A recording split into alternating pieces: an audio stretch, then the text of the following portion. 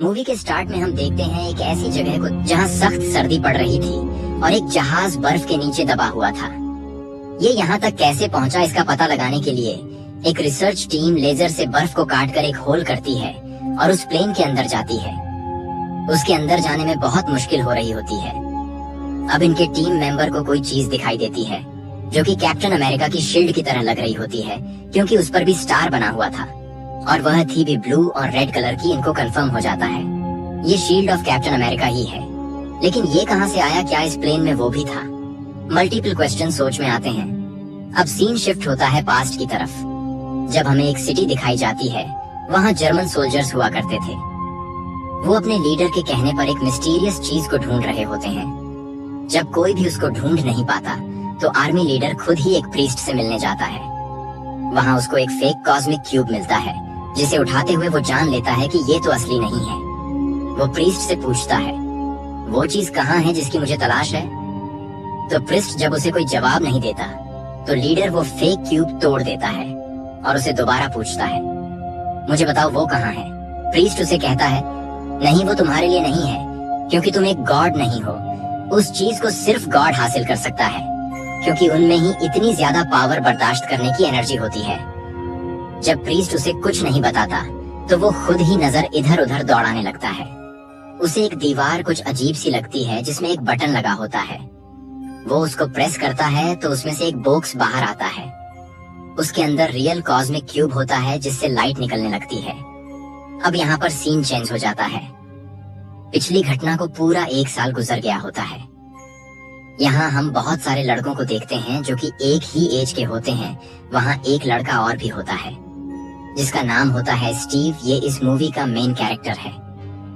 Steve का सपना ये था कि वो आर्मी में जाए, लेकिन कुछ डिजीजेस की वजह से उसको सेलेक्ट नहीं किया जाता। अब स्टीव एक ऑफिसर से मिलता है जिसका नाम बकी बर्न्स होता है। स्टीव उसे बताता है कि मैं आर्मी में जाना चाहता था, पर कभी ऐसा नहीं हुआ कि मैं सेलेक्ट हो जाऊं। बार बार मुझे रिजेक्ट कर दिया जाता था। तो बार्न उसे बताता है कि आज रात में तुम्हें एक ऐसी चीज दिखाऊंगा जिसे देखकर तुम खुश हो जाओगे। एक ऐसा फेस्टिवल जिसमें तुम्हें फ्यूचर की हर चीज देखने को मिलती है। अब वो लोग रात को वहां जाते हैं और एंजॉय भी करते हैं। वहीं पर उनको एक मिस्टीरियस आदमी दिखता है, लेकिन वो लोग अपना फन कंटिन्यू रखते हैं। यहाँ एक आर्मी ग्रुप के पिक्चर में खुद को देखते हुए स्टीव बार्न से फिर से कहता है, क्या कभी मैं आर्मी में जा सकूंगा? मेरे अंदर अपनी कंट्री के लिए बहुत ज्यादा पैशन है। वो मुझे यकीन है इतना पैशन किसी में भी नहीं। तो बार्न उसे कहता है, तुम बीमार हो। आप इनकी बातें वहाँ एक ग्लासेस वाला डॉक्टर भी सुन लेता है। खैर, उसी वक्त स्टीव को पता चलता है कि फ्यूचर के लिए आर्मी सिलेक्शन हो रही है। वो फौरन से जाकर फॉर्म जमा कराता है, लेकिन वहाँ पर जो आर्मी मैन होता है वह उसे रिजेक्ट कर देता है कि तुम्हारे फॉर्म से पता चला है कि तुम्हें बार बार रिजेक्ट हुए हो, तो जरूर कोई ना कोई वजह होगी ना। लेकिन तभी वहाँ वो डॉक्टर आते हैं जिन्होंने उनकी बातें सुनी थी। वो डॉक्टर एक साइंटिस्ट भी थे। वो स्टीव से इंटरव्यू लेते हैं और उसके फॉर्म पर 1A लिखते हैं, यानी फर्स्ट एवेंजर कैप्टन अमेरिका, जिसके बारे में स्टीव खुद भी विश्वास नहीं कर पाता। अब सीन शिफ्ट होता है एक आर्मी यूनिट पर, जहाँ के कमांडर्स को दिखाया जाता है। एक मेन कमांडर और एक लड़की पैगी कार्टर को वहाँ के कमांडर साइंटिस्ट से पूछते हैं, क्या आप जानते हैं आर्मी को बहुत सारे ऑपरेशन और टास्क दिए जाते हैं? मैं कैसे मालूम कि स्टीव बेटर ऑप्शन है? तो साइंटिस्ट यानी वही डॉक्टर वहाँ एक बॉम्ब फेंकते हैं, जिसको देख के सब लोग अपनी जान बचाने के लिए भागने लगते हैं, जबकि स्टीव उसी बॉम्ब के ऊपर आकर लेट जाता है ताकि वो अपनी जान दे दे और बाकी लोगों को कुछ भी ना हो। ये देख के सब बहुत इम्प्रेस होते हैं और आर्मी कमांडर स्टीव को रखने के लिए मान जाते हैं। अब दूसरी तरफ हम एक आदमी रेड्स स्कल को देखते हैं। वो अपने साइंटिस्ट के साथ मिलकर कॉस्मिक क्यूब की पावर्स को जान रहा होता है और उसको यूज करके ऐसी एनर्जी निकालने की कोशिश करता है जो किसी भी प्लेन को 5-6 दिन तक उड़ा सके, यानी उसके लिए किसी फ्यूल की जरूरत ना पड़े और हर वार में भी उन्हें एनर्जी दे सके ताकि वो जीत जाए। आखिरकार कई दिन की मेहनत के बाद रेड्स स्कल का साइंटिस्ट वो मशीन बना ही लेता है जो कॉस्मिक क्यूब से एनर्जी लेगी और उनके टैंक में ट्रांसफर करेगी। उधर आर्मी यूनिट से पैगी कार्टर स्टीव को उसकी अपनी सिटी लेकर आती है, यानी जहाँ से स्टीव आया था, क्योंकि यहाँ पे ग्लासेस वाली डॉक्टर की एक बहुत ही हाईटेक मशीन थी जो कि किसी भी इंसान की ताकत को बढ़ा सकती थी और ये आर्मी पर्पस के लिए ही बनाई गई थी। इस मशीन का क्रिएटर वही मिस्टीरियस आदमी था जिसको हमने फेस्टिवल में देखा था। जब इसमें यूज होने वाला लिक्विड डॉक्टर यानी उसी साइंटिस्ट ने बनाया तो उनका नाम भी इसके क्रिएटर्स में आ गया और इसकी मेंटेनेंस का भी वही ख्याल रखा करते थे। अब इसी मशीन में एक्सपेरिमेंट के लिए स्टीव को यहाँ लाया गया था।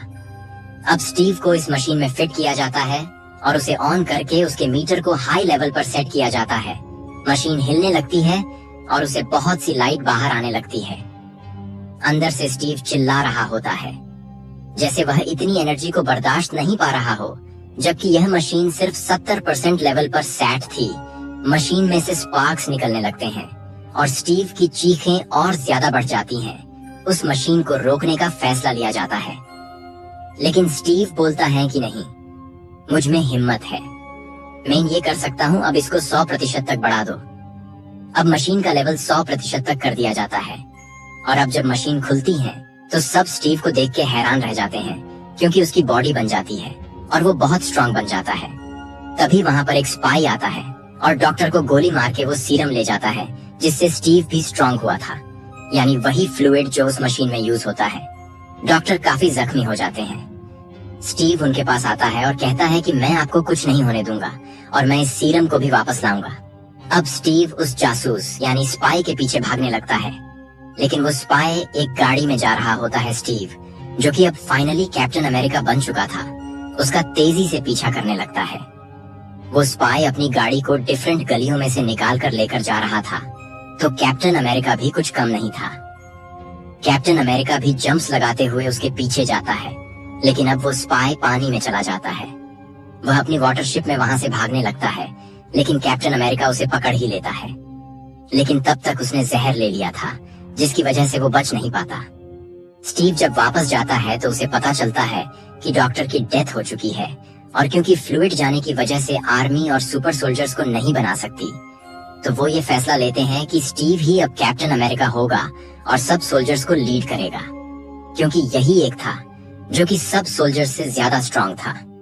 अब एक दिन एक मीटिंग में कैप्टन अमेरिका को ये पता चलता है कि उसका दोस्त यानी वही ऑफिसर में बकी बार्न्स रेड स्कल के कब्जे में है, क्योंकि उसने रेड स्कल और उसके टीम के खिलाफ कैंपेन चलाई थी, जिसमें वो खुद ही बेचारा पकड़ा गया। अब कैप्टन अमेरिका तैयारियां करने लगता है कि वो अपने दोस्त बार्न और उसके साथियों को बचाने जाएगा। जैसी ही वो उस जगह पर एंटर होता है तो वहां पर फायरिंग शुरू हो जाती है, लेकिन जैसे तैसे करके कैप्टन अमेरिका वहां जाने के लिए मैनेज कर ही लेता है। वह अंदर जाकर देखता है कि बकी बार्न्स एक स्ट्रेचर के साथ बंधा हुआ है। वो काफी घबराया होता है और शायद होश में भी नहीं होता, लेकिन जैसे ही कैप्टन अमेरिका वहां जाकर उसे छुड़ाता है यानी उसे फ्री करता है, तो कैप्टन अमेरिका को देखकर उसकी जान में जान आती है। वह कैप्टन अमेरिका से कहता है, तुम ठीक हो? तो बाहर जो उसकी बॉडी पर हाथ लगाकर कहता है, तुम तो स्ट्रांग हो गए हो। वो दोनों एक दूसरे को देखकर बहुत खुश होते हैं और जैसे ही वहां से निकलने लगते हैं, वहां पर ब्लास्टिंग स्टार्ट हो जाती है। सिर्फ टाइमर्स चलने लगते हैं और बाहर लोगों में और टैंक्स में भी फायरिंग हो रही होती है। इधर जब कैप्टन अमेरिका और बार्न एक ब्रिज में पहुंचते हैं तो सामने ही रेड स्कल भी होता है। रेड स्कल कैप्टन अमेरिका की तरफ बढ़कर उसे मारने वाला होता है, लेकिन कैप्टन अमेरिका यानी स्टीव अपनी शील्ड आगे कर देता है, जिससे रेड स्कल बहुत गुस्सा आता है और वो अपना मास्क उतार कर नीचे आग में फेंक देता है, जिससे उसका रेड फेस साफ नजर आने लगता है। इसी के साथ ही रेड स्कल उस ब्रिज को बीच से अलग कर देता है, जिससे कैप्टन अमेरिका और बार्न आगे ना आ सकें और अपनी साइंटिस्ट को लेकर वहां से भाग जाता है। अब कैप्टन अमेरिका बार्न्स और उसके साथियों को बचाकर मेन यूनिट ले आता है, जिसे देखकर कमांडर भी और बाकी सारे लोग भी बहुत खुश होते हैं। कैप्टन अमेरिका को बहुत अप्रिशिएट किया जाता है और इसी खुशी में एक पार्टी भी रखी जाती है, जिस पार्टी में कैप्टन अमेरिका वहां के सभी सोल्जर्स को बताता है कि जब मैं बार्न्स को बचाने गया तो उस रूम में जहां बार्न्स को कैद करके रखा गया था, वहां मैंने एक मैप देखा था जिसपे रेड स्कल ने कुछ कंट्रीज के फ्लैग्स बनाए हुए थे, और इसका यही मतलब है कि वो हमारे बाद इन कंट्रीज में अटैक करेगा, तो हमें इसके लिए ध्यान से रहना होगा। और क्यों ना हम उन कंट्रीज को बचाएं, इससे हमारी इज्जत ही बढ़ेगी और लोग हम पर ट्रस्ट करने लगेंगे। इससे बड़ी बात क्या होगी। अब कैप्टन अमेरिका के साथी तैयार हो जाते हैं और अपने हथियार भी रेडी करने लगते हैं। वहां पर कैप्टन अमेरिका को एक नई शील्ड दी जाती है। अब कैप्टन अमेरिका अपने साथियों को लेकर ट्रेन की तरफ पहुंचना है, जिसमें रेड स्कल का साइंटिस्ट था। वो लोग उसे पकड़ने ही यहाँ पर आए थे। कैप्टन अमेरिका अपनी सारी टीम को इस ट्रेन के अंदर भेज देता है और कुछ ट्रेन के ऊपर ही होते हैं। और यहीं पर ही जब एक रस्सी की मदद से बांस उस ट्रेन पर चढ़ रहा होता है तो ट्रेन एक खतरनाक जगह से गुजरती है और बांस नीचे गिर जाता है। आप रेड स्कल का साइंटिस्ट इनके कब्जे में होता है। कमांडर उससे क्वेश्चन करने लगता है तो इनको ये पता चलता है कि वह कंट्रीज पर अटैक करने के लिए बहुत सारी प्लानिंग कर रखी है जिसका डाटा उनकी बेस पर है। तो कैप्टन अमेरिका देर ना करते हुए अपने साथियों से कहता है कि हम वहां पर बाइक्स पर जाएंगे और वो जंगलों से होता हुआ उस सुनसान इलाकों से होता हुआ बाइक्स पर बड़े मजे से उनकी बेस पर जाने लगता है। अब बहुत एफर्ट के बाद कैप्टन अमेरिका और उसके साथी उस बेस तक पहुंच जाते हैं जहां पर रेड स्कल को उनके आने की खबर पहले से हो चुकी थी। उसने अपना प्लेन रेडी कर लिया होता है, वह वहां से निकलने वाला होता है, लेकिन कैप्टन अमेरिका उसको ऐसे कैसे जाने दे सकता था। तो वो भी एक गाड़ी लेता और अपने साथियों के साथ उसका पीछा शुरू कर देता है। उस गाड़ी में वो कमांडर और पैगी कार्टर भी होते हैं। कैप्टन अमेरिका इतनी तेज गाड़ी चलाता है कि उस प्लेन तक पहुंच ही जाता है। कैप्टन अमेरिका चुपके से उसकी प्लेन के अंदर जाता है, उसे ढूंढने लगता है, लेकिन तभी रेड स्कल पीछे से आकर उस पर वार करता है। उसके हाथ में एक लेजर गन होती है जिससे उसे शूट करने लगता है, लेकिन कैप्टन अमेरिका इस चीज को लेकिन बहुत एक्टिव था। वो अपनी शील्ड से उसके लेजर के वार को रोकता रहता है, वही दूसरे को कमर और फिर टांगों से पकड़कर नीचे गिराता है। कैप्टन अमेरिका भी ऐसा ही करता है, पर रेड स्कल भी कुछ कम नहीं था और वो भी आगे इसे बराबर वार कर रहा था। तो कैप्टन अमेरिका उसे उठाकर उसकी मशीन पर फेंकता है जिससे जहाज का सारा सिस्टम खराब होने लगता है और वो नीचे की तरफ जाने लगता है। अब रेड स्कल कैप्टन अमेरिका को पीछे धकेलते हुए यानी उसे पुश करते हुए रेंगता हुआ कंट्रोलिंग सिस्टम पर जाता है। वहां उसकी सेटिंग करके जहाज को फिर से ठीक उड़ाने लगता है और फिर से कैप्टन अमेरिका की तरफ अपनी लेजर गन के साथ आता है और उसे कहता है, तुम्हारी हिम्मत कैसे हुई? लेकिन कैप्टन अमेरिका रोल होते हुए अपनी जान बचाता है और फिर से अपनी शील्ड का यूज करते हुए उसके लेजर शॉट्स को रोकता है कि इसी दौरान वो कॉस्मिक क्यूब भी हिल जाता है और नीचे गिरने वाला होता है। लेकिन रेड स्कल उसे उठा लेता है, लेकिन उसमें इतनी ज्यादा एनर्जी थी कि वहां पर स्पार्क्स होने लगते हैं जो कि रेड स्कल की बॉडी के अंदर जाते हैं। फिर हम देखते हैं कि रेड स्कल इसी के साथ ही गायब हो गया है। शायद वह उसकी एनर्जी को असल में झेल ही नहीं सका और कॉस्मिक क्यूब जब प्लेन के नीचे गिरता है तो वहां की रोड्स को हुआ प्लेन से नीचे ही गिर जाता है। अब कैप्टन अमेरिका वहां के कंट्रोलिंग सिस्टम पर आता है जहां पर उसे पता चलता है कि इसी प्लेन के जरिए ही रेड स्कल बाकी कंट्रीज पर अटैक करने वाला था, क्योंकि इसमें बॉम्ब्स भी भरे हुए थे और मिसाइल्स भी थी। कैप्टन अमेरिका सोचता है कि मेरे पास और कोई चारा नहीं रहा, अगर टाइम खत्म हो गया तो प्लेन अपने आप उस जगह पर मिसाइल छोड़ने लगेगा और मैं नहीं चाहता कि मेरी कंट्री तबाह हो जाए। तो वह अपनी सैक्रिफाइस करने का डिसीजन लेता है ताकि वो इस पूरे प्लेन को क्रैश कर देगा किसी इसी एरिया में जहां पर बर्फ ही बर्फ हो, क्योंकि जब ब्लास्ट हो तो सिर्फ उसी जगह तक हो और किसी पॉपुलेशन को या किसी इंसान को कोई नुकसान ना पहुंचे। तो साथ ही पैगी कार्टर को कॉल करता है और उसे सब कुछ बताता है कि पेगी मैं अपनी जान कुर्बान कर रहा हूँ। यहाँ पर पेगी काफी उदास हो जाती है, शायद वो उसे पसंद करने लगी थी और ना भी पसंद करती होगी। तो ये सीन था ही इतना इमोशनल और फाइनली कैप्टन अमेरिका आर्कटिक के उस इलाके में अपनी प्लेन क्रैश कर देता है। इसीलिए हमने मूवी की स्टार्टिंग में देखा था कि एक रिसर्च टीम को बर्फ के अंदर ये प्लेन और कैप्टन अमेरिका की शील्ड मिली थी जो कि इसी सीन से कनेक्टेड थी। तभी हम उस मशीन के क्रिएटर को देखते हैं जिसको पानी में से वो कॉस्मिक क्यूब मिल जाता है।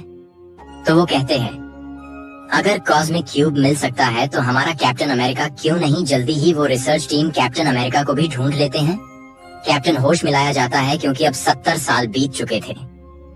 कैप्टन अमेरिका होश में आने के बाद बिल्कुल ठीक ठाक था क्योंकि उसमें उसी सीरम की पावर जो थी, तो उसको जिस रूम में रखा जाता है जो उसका सारा सेटअप भी पुराना होता है, इवन उसके पास रेडियो भी रखा होता है ताकि कैप्टन अमेरिका को कुछ अजीब ना लगे कि वो अचानक से फ्यूचर में कैसे आ गया। लेकिन रेडियो पर जिस मैच कमेंट्री चल रही होती है, कैप्टन अमेरिका कहता है इस मैच में तो मैं खुद बैठा हुआ था, तो इसकी कमेंट्री लाइव कैसे चल रही है। वो भागकर बाहर जाता है, तभी उसे एक आदमी मिलता है। वो कहता है अरे तुम बाहर आ गए, हमने सोचा था कि हम तुम्हें धीरे धीरे बताएंगे, लेकिन तुम घबराओ नहीं तो चलो, तुमने पता लगा ही लिया है तो इसको समझ भी जाना। मुझे अच्छा लगा कि तुम इतने समझदार हैं। आपको कैप्टन का कैरेक्टर कैसा लगा कमेंट करें। इस शानदार मूवी की कहानी यहीं पर खत्म होती है। लौटूंगा एक ऐसी ही शानदार कहानी के साथ। ये वीडियो आपको अच्छा लगा हो तो चैनल को सब्सक्राइब करें, वीडियो को लाइक करें। मिलते हैं